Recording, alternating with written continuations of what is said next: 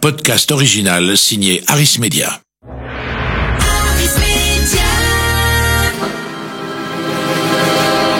Yann Harris et Harris Media présentent l'histoire de la radio en France. Pour bien comprendre ce qu'est la radio en France actuellement et vers où elle se dirige, il faut d'abord comprendre son histoire depuis ses débuts.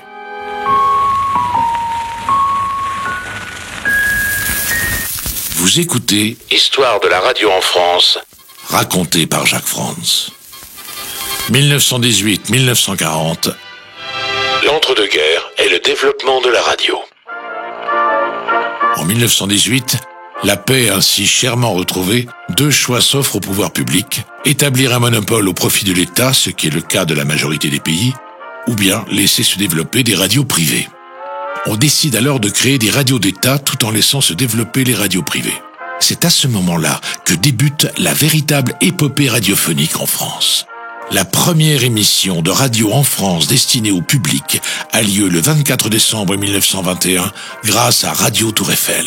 En ce qui concerne la musique et le théâtre, de sérieux efforts ont été accomplis au pilier nord de la Tour Eiffel et avec une ingéniosité qui vaut d'être rapportée.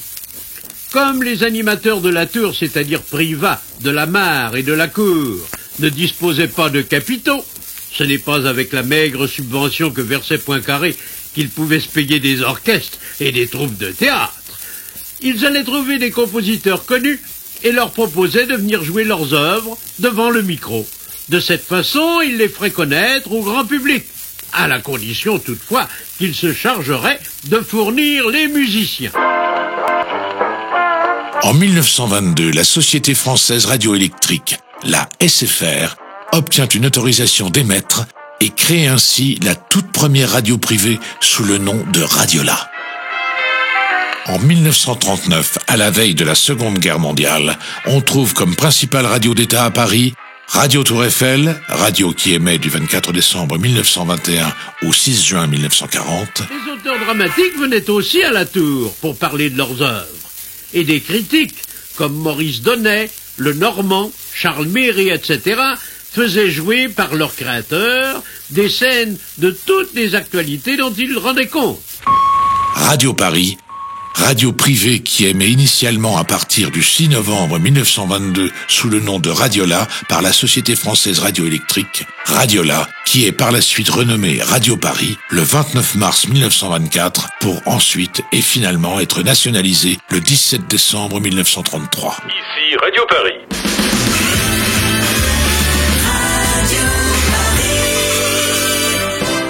Après juin 1940, date de l'occupation allemande du territoire français, Radio Paris continue d'émettre, mais sous contrôle des collaborateurs et des nazis, d'où la ritournelle. Radio Paris ment, Radio Paris ment, Radio Paris est allemand. Toujours en 1939, on peut également écouter sur Paris la fameuse radio PTT qui émet du 20 janvier 1923 à juin 1940, ainsi que Paris Mondial qui émet du 30 avril 1931 au 17 juin 1940. Appelé à l'origine post-coloniale, Paris Mondial émet en une vingtaine de langues et n'est autre que l'ancêtre de l'actuel RFI. À Paris, en plus de ces principales radios d'État, il existe aussi des radios privées telles que le Poste parisien, Radio Cité, à l'origine appelée Radio LL. Eh bien, si vous voulez bien, chers dames, pour finir en beauté, je vais vous chanter une vieille chanson de Bruant encore, une chanson que vous connaissez tous. Monsieur Beauvais vous a demandé tout à l'heure très gentiment de bien vouloir faire avec moi les Belleville et Ménilmontant. J'espère que vous serez à la hauteur. C'est diffusé, vous entendrez votre voix dans le micro, ça va être épatant. Belleville, Ménilmontant. Ainsi que le poste de l'Île-de-France, à l'origine sous le nom de Radio Vitus et Radio 37. Mais il n'y a pas que sur la capitale que les radios fleurissent. Des postes d'émission se multiplient aussi en province, d'initiatives soit publiques, via les PTT, soit privées, généralement par la SFR. On trouve ainsi un peu partout en France, et pour ne citer que quelques exemples, Radio Lyon en 1924 et PTT Lyon-Ladois en 1925 à Lyon, PTT Marseille-Provence en 1925 à Marseille, Radio Sud-Ouest en 1924 et Radio Bordeaux-Lafayette en 1926 à Bordeaux. Ou encore Radio Toulouse en 1925 et PTT Toulouse-Pyrénées en 1925 à Toulouse. Et c'est ainsi que dès le milieu des années 20, une vingtaine de radios, qu'elles soient publiques ou privées, arrosent ainsi de leurs ondes la grande majorité des villes françaises, même l'Algérie via Radio Alger. À l'étranger, l'expansion de la radio n'est pas en reste avec l'arrivée de Radio Luxembourg, émettant depuis le Grand-Duché du Luxembourg à partir de 1933. Se développe ainsi le phénomène des radios dites périphériques, comme Radio Andorre, qui émet depuis la principauté d'Andorre dès 1939.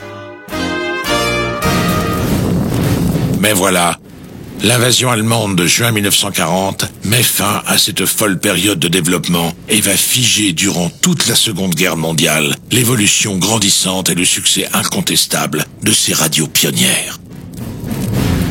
C'était Histoire de la radio en France. Une grande quantité de bombes est tombée à droite et à gauche des usines dans les quartiers ouvriers.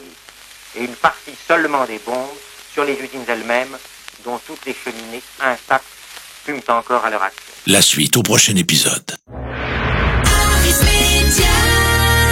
Une série originale Harris Media.